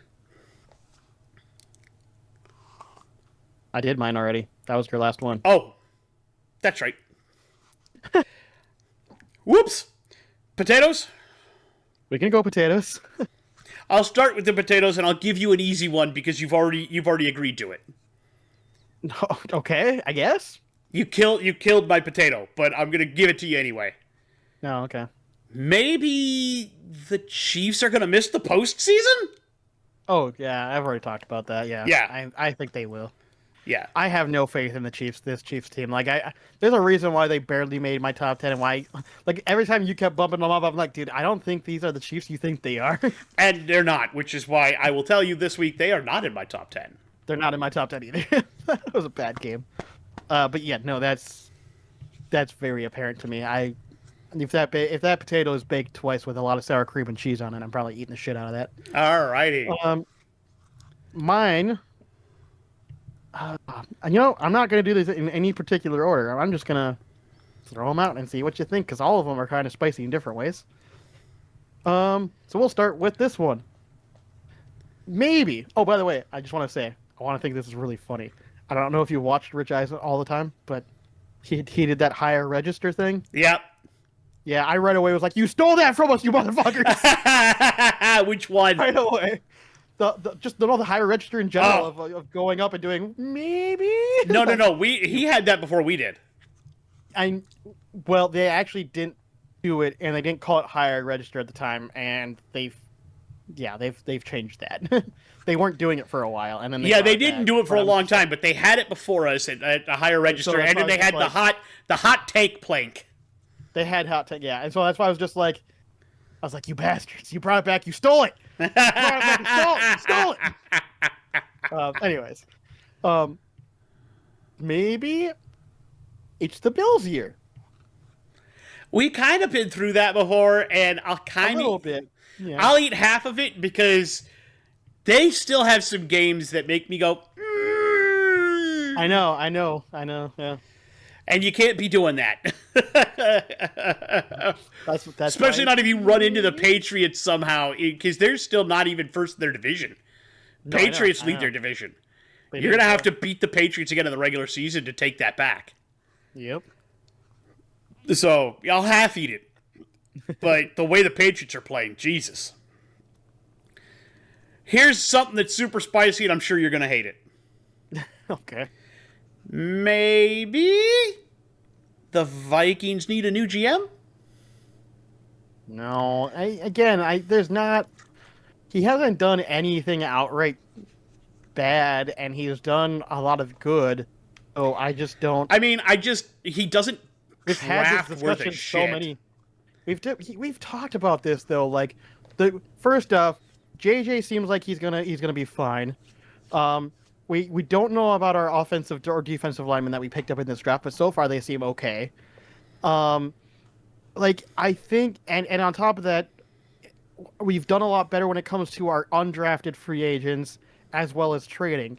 So, yeah. But the way drafting isn't great. The thing I'm going to say is the way he drafts, I honestly feel like he'd be better off trading our draft picks away for known talent than signing UDFAs, because that's where we seem to get our good stuff. Maybe, but JJ is going to work out, and as well as I think our newest offensive lineman, I think, is working out just fine. And our defensive guys have been pretty decent as well. So, I'm worried about Dallas Turner, though. I think you're just over worrying about it because there are a couple of draft picks that were bad, but if you look actually at the drafts, the majority of them have been fine. Meh. Just because a couple of the key high I might be flipping out over nothing. Too much. Yeah, I might be flipping out over on the nothing. big ones too much, and it pisses me off. I do. Actually. Stop it. Next time you bring up Adolfo Mensa being fired, I'm going to find you and slap the shit out of you. I'm getting tired of this. You missed me because I was up there just a couple of weeks ago. I know, but if you would have brought this up to me then, I would have. Getting tired of hearing about it. Why do you think I waited? I'm getting tired of hearing about it. Adolfo Mensa isn't a problem. Let it go. No. Jesus. Speaking of the Vikings, maybe, just maybe, Vikings make playoffs on the back of J.J. McCarthy having a breakout rest of the season. Nope. He's going to be okay. We're too far down, and I just feel like... The NFC division is completely up for grabs. The NFC North in particular. I'm not going to say that's not a case, but we've still got to... We've won a game over Chicago. We've won a game over Detroit. We still need to play the Packers twice. We still have another game against Detroit and another game and another game against Chicago. And Chicago are looking really good right now. Much better than they were at the beginning of the season. Shit to me. Huh? That defense looked like shit to me. That offense didn't. That's debatable because they played against a defense that doesn't exist. Well, that's true. Still, they won 5 of their last 6. 5 of their last 6. Yeah, they've won 5 games in a row. No, they lost 1. Yes. Here we go.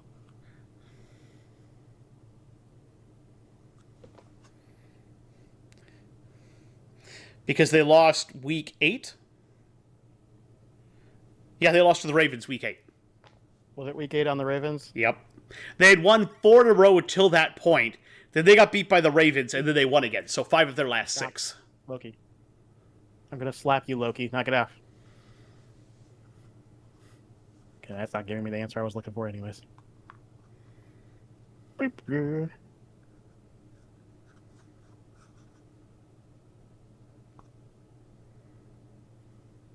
Checking their schedule now. He says, but Dad, I'm cute. Yeah, I know. What wasn't there a team that has? Which team am I thinking that has won 5 in a row? I thought it was the Bears, but maybe it's no. The Bears haven't won 5 in a row. They had won 4 in a row. They'd won 4 in a row coming into week 8. Yeah, check because there is. Could have sworn that this was brought up on the broadcast on Sunday that there is a team that's won 5 in a row, and I don't know which one it is. Was it the Seahawks? Might have been the Colts, to be fair, at the time, until they lost. Yeah, they had gone on a rampage because they lost to the Rams like week 3. So maybe that, or was it? Oh, is it the Broncos? It might actually be the Broncos. Hold on. Oh. I think it is actually the Broncos because I think they have actually won 5 in a row now. It was week 4 for them.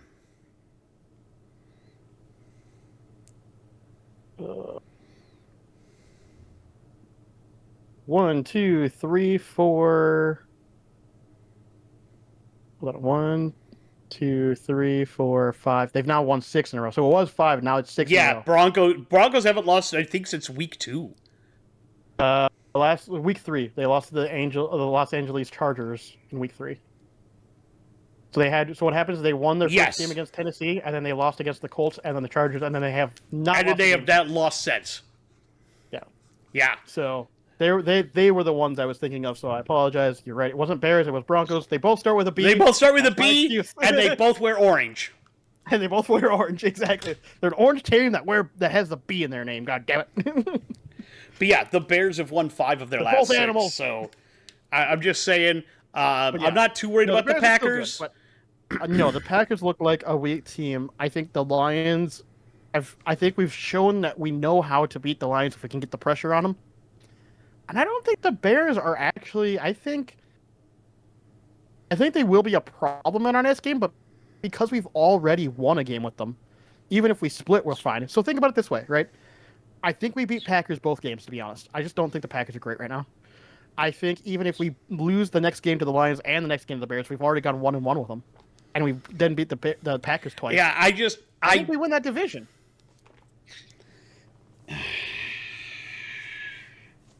If we're not first in that division, we're at least second. And that means playoffs.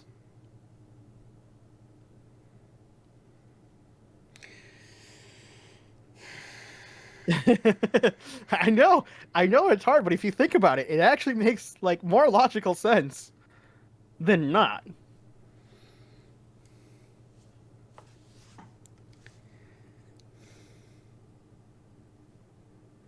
All right, let me take a look.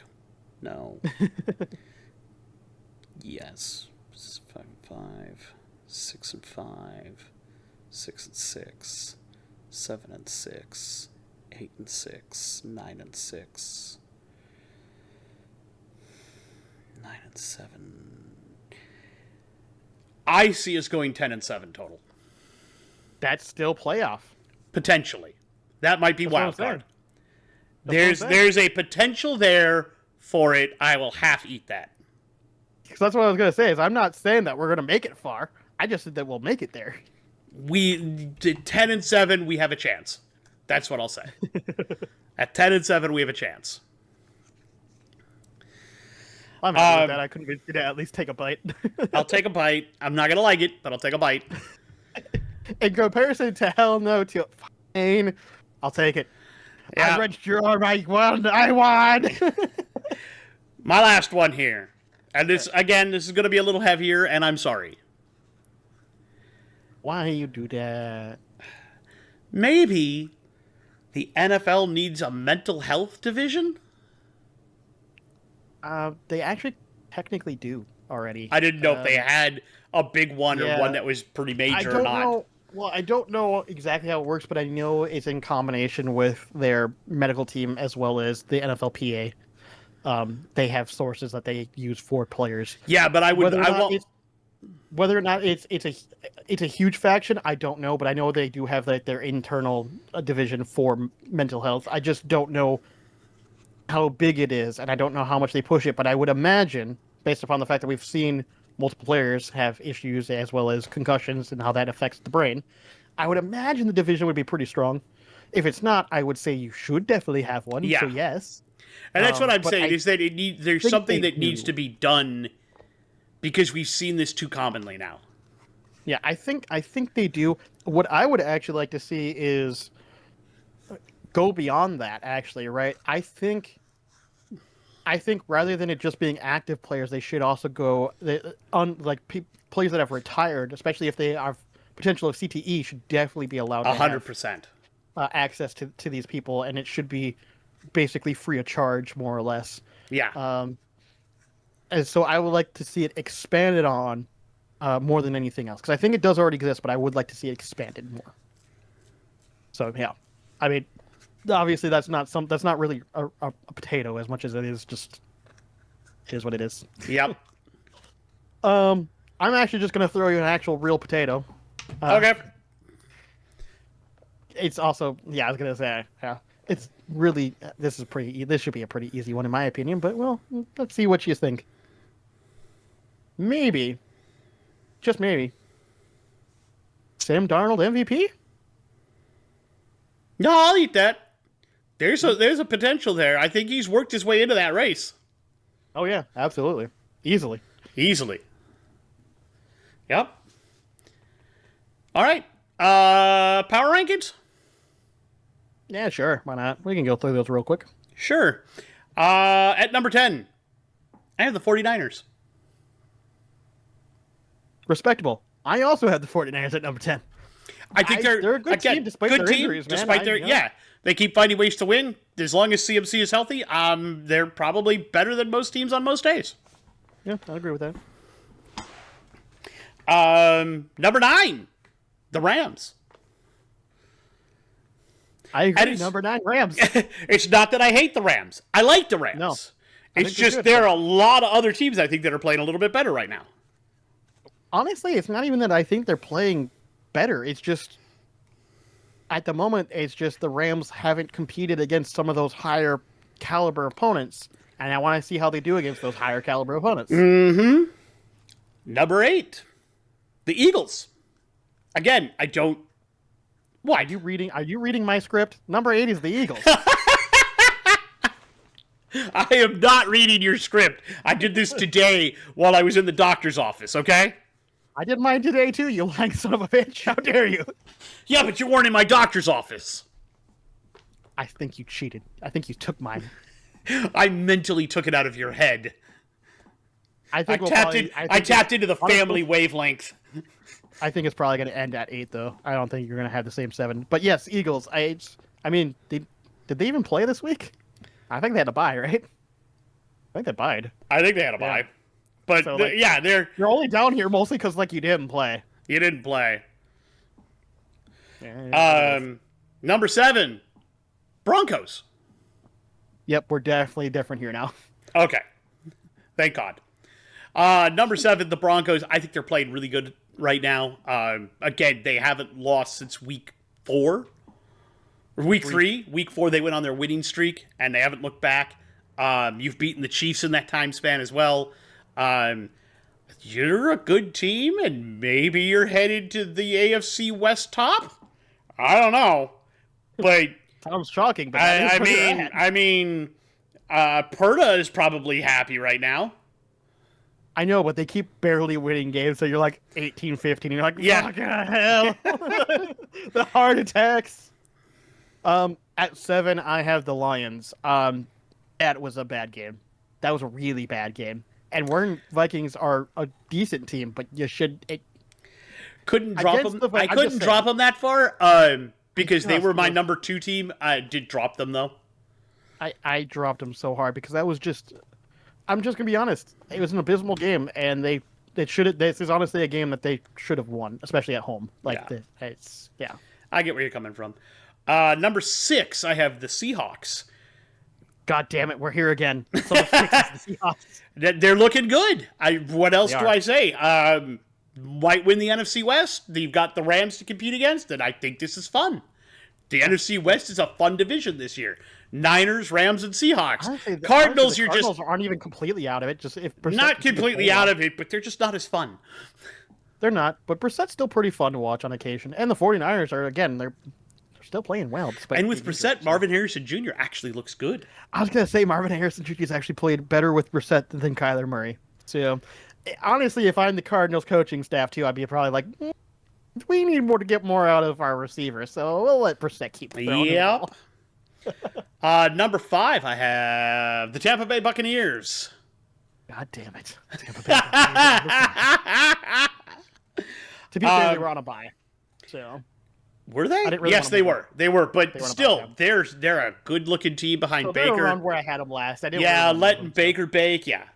See, now we're gonna switch again. I don't know who you have at 4, but I have the Lions at 4. Okay. That's a 2-spot drop.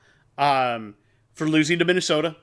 It was an embarrassing loss, but it would have been worse if it were an utter blowout loss, which it wasn't. Well, consider the fact they shouldn't have gotten that last touchdown. That, again, I think the score does not show how badly they actually got beat. But that's just me. At 4, I have the Bills. Okay. They're a good football team. They beat the Chiefs, but I think there's 3 teams that are better than them right now. I don't know who you have up here that I don't, because at number 3 I have the Bills. We're going to find out. We're going to find out. I love the Bills. I think they're a great team. Very happy with how they're looking right now, and they potentially could go really far. At number 3, I have the Broncos. I think this team is very underrated because despite the fact that they're barely winning games, I think that shows also a certain amount of gusto to continuously 5, now 6 games in a row to win games despite all the adversity. So you put the Lions lower and the Broncos higher. Yes. That's where we went with that. At number 2, let's see if we agree on these. Number 2, I have the Patriots. I don't agree. You put the Colts and then the Patriots? I did. See, I went Colts at 1, Patriots at 2. And my reasoning is this. Despite the Colts losing, they turned the ball over 6 times and only lost by a touchdown. That tells me that they're still a really, really good football team. I don't disagree with you. The reason why I put the Pats over it is because I went, holy shit, if this is the worst Drake May we're going to get, this is going to be really bad, really fast. But that's also why I said, holy shit, if this is the worst Colts we're going to get, everybody needs to fucking quake in your boots. I just think the Patriots are just a little bit better right now, but we'll see. We'll see. We got Colts, Patriots, Colts. I think that clash is going to be fun. That's going to be fun to watch in the playoffs. Hell yeah. Can't wait for it. Can't wait for it. And I would not have said that at the beginning of the season. Neither game would I have been like, oh boy, I can't wait to watch that game. Yeah, no, I would have been like, yeah, okay. And now I'm like, oh shit. All right. It's kind of the same thing for me with any Panthers game, because I'm just like, you know what? They're kind of actually interesting to watch on occasion. What the fuck is Rigo Dowdle is fun to watch. Bryce Young, not so much, but... No, actually, I find him still entertaining because he still gets out of the pocket. He still makes games and still does things where I'm just like, damn, Bryce. Can't wait for Ted to figure himself out in that offense. He's actually played pretty... he's on my fantasy team. He's starting. He actually plays pretty well. He could be doing a lot better. I don't disagree with that. That's why I said, I'm not saying that he's not doing well. He's still doing well. I'm not saying that he's not doing well. Just imagine what happens when he figures out the NFL speed. I was going to say, once he gets fully activated, that guy's going to be dangerous. Yes. Starting tonight, Raiders at Broncos. Boy, Broncos. Yeah. That wasn't like a, oh boy, like that's straight the answer. It's not even going to be close. No, I don't think it will be. Well, you never know, though. The Broncos like these close games, so who knows? But it shouldn't be close. Sunday, Ravens at Vikings.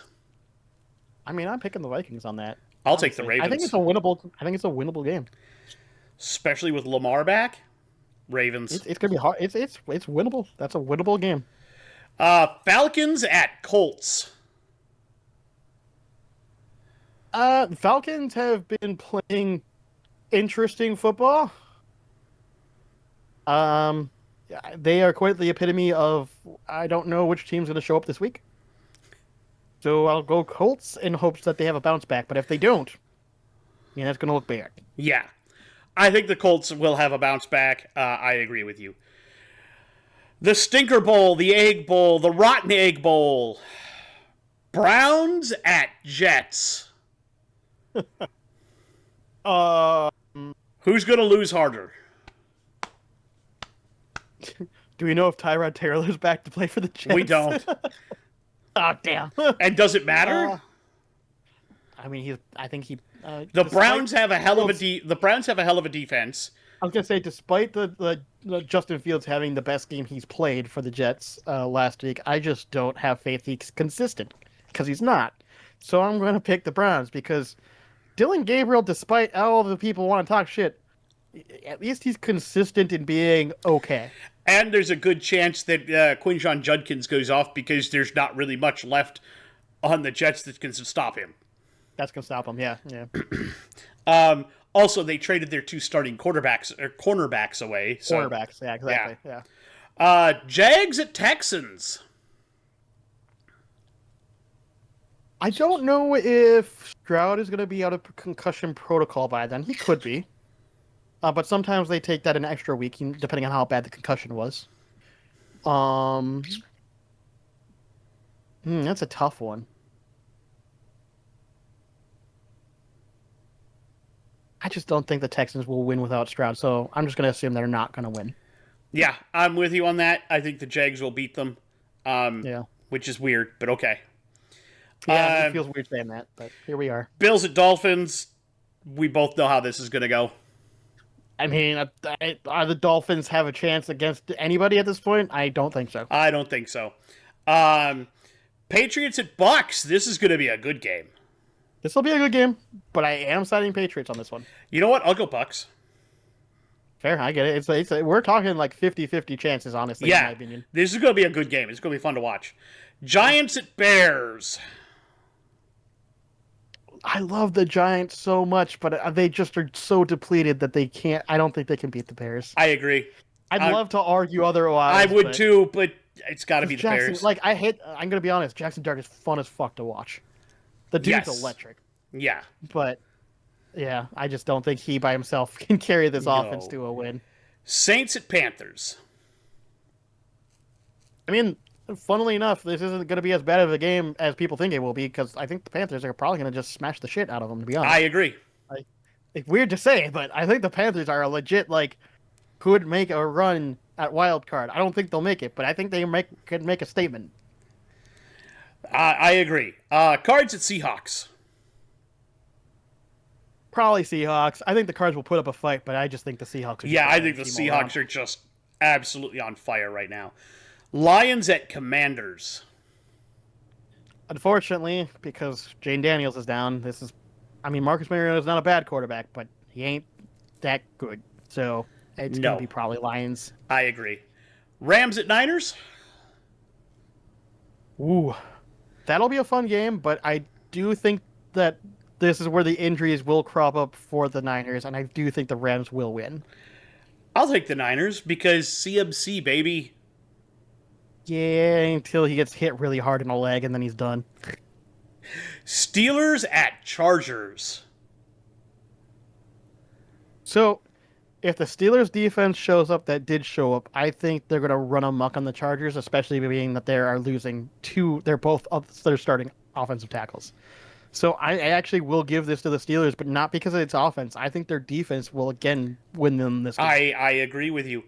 And finally, a game that you're going to hate because you hate them both. Eagles Let's and go. Packers. Can they both lose? Well, we could have another tie. We Fuck could it, have a why tie. not? We already got one. We already got one. Why not? Get the Packers too. I think the Eagles probably do end up winning that game, though. I think they're just a better football team right now. I agree. Yeah. I don't have a lot of faith in the Packers at the moment. Like, they're so inconsistent. Alrighty, starting. Let's talk NHL again. The power rankings actually have shifted a little bit. So we're going to talk about it real quick here. And if only to prove that this is not based on standings. I don't do these based on standings. If you want standings, go look at the standings. This is who's playing well right now. And we're going to prove that here. Number 10, with 18 points so far on the season, we have the Detroit Red Wings. They are playing some decent hockey. They have lost a couple of games recently, but they're still sitting in the top 10. And finally, the Yzer plan seems to be coming together. At number 9, a team that's had a resurgence since the last time we did power rankings, the Toronto Maple Leafs, currently sitting at 17 points. I'm very happy to see them starting to creep back up again. I was worried about them for a little while, but they're starting to get it together. Number 8, the Vegas Golden Knights. They also have 17 points currently on the season, and they're playing good enough hockey that they're probably going to make another playoffs. In fact, they're probably going to win their division again because there's nobody in it. Fair. Number 7, the Pittsburgh Penguins. They've had a little bit of a fall off, but they are older. So this was kind of expected for a little regression, but it's not a lot. They do have 18 points currently, and they are still playing quite well.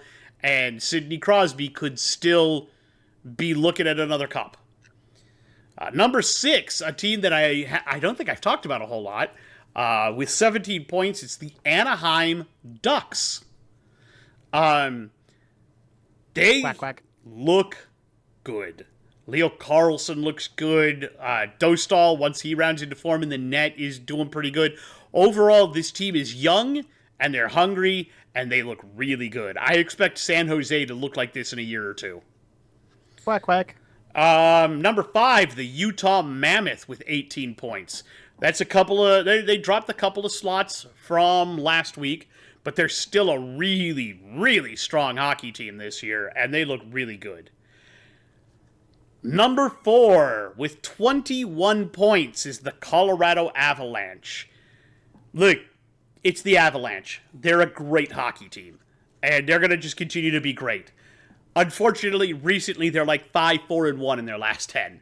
So they're not doing as good as what they should, but they've still got 21 points. So they're still doing really good standings-wise. They're just not playing as well as these other 3 teams. Because number 3, you've got the New Jersey Devils. And that team has finally come together, as we mentioned last week. They have 18 points right now. They're playing their butts off. I think they're destined for a playoff run, and I hope they get a good one. At number 2, the Montreal Canadiens, who have just been dumped on for years, finally getting it back in again since their last finals run several years back with Carey Price. They're finally putting everything back together. They currently have 19 points. And number 1 is the Winnipeg Jets, who have 18 points, and they lost pieces over the summer, and I didn't think they'd be as good, and somehow they're even better than they were. I don't get it. But that's the current power rankings in the NHL. As I mentioned, the Avalanche technically lead the standings with 21 points, but they are not number 1 on my rankings. I will say in the powerless rankings, the Wild might be pretty close to the top of the powerless rankings. Jesus, do they look bad. I got nothing to say to that. Yeah, they look really terrible. Not happy with them right now. Outside of that, you got anything else? Nope, I'm scratching the bird. All right. Well, we hope that you all have a great rest of your week. We believe in you. If you put your mind to it, we know that you can get through it. If you like what we did here, we would ask that you do give us a like, give us a subscribe, let us know that we're doing okay jobs. We're going to get better at this. We're over 100 episodes in, obviously. We're looking forward to 200 or 300 or who knows how many of these we're going to end up doing. But we're going to try to keep this going as long as we can. We do thank you for your time. Again, if you have anybody or you yourself are having thoughts about unplugging yourself from the world around you, talk to someone, please. Outside of that, we'll tell you. We'll see you back here next week. Same beard time, same beard channel. Stay bearded. Peace out.